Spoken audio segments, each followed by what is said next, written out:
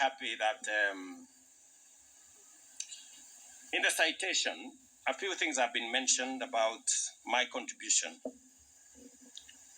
Let me mention two of them. One of them is the decision to deal with a challenge that existed for between 10 and 15 years. We had students waiting for almost 2 years before they could join university. When I became Minister for Higher Education, I decided that it was time to eliminate this challenge that had been with us for a long time and nobody wanted to make the decision because it was difficult. When I made that decision and provided the leadership for us to get out of that conundrum, I received a lot of flack.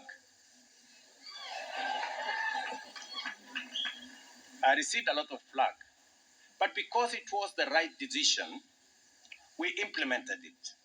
Today, many of our students are beneficiaries that they can complete their higher education this year and join university next year.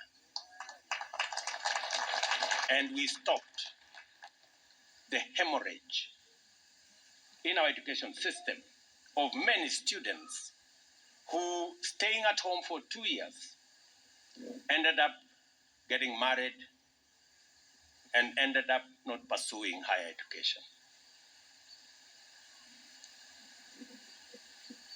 The other decision that I was confronted with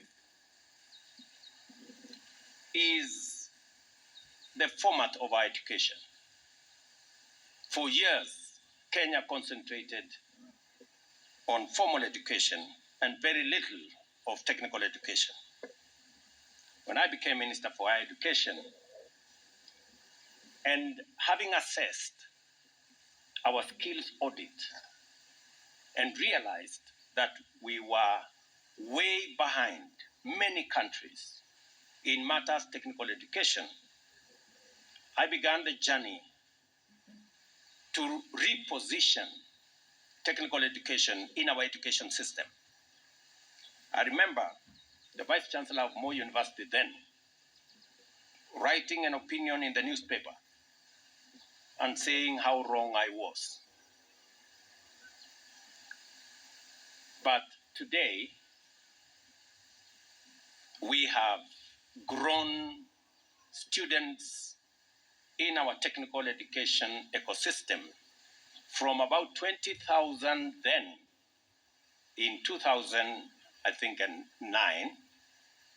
Now we have close to 700,000 students in our technical education, and we are making tremendous progress.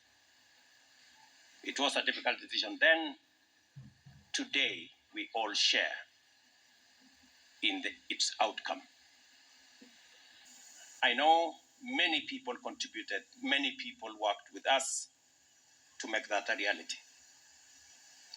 I am also persuaded now, as I was then, that we need a funding model that is not focused on the university, but focused on the student. A funding model that will not leave any child in Kenya behind.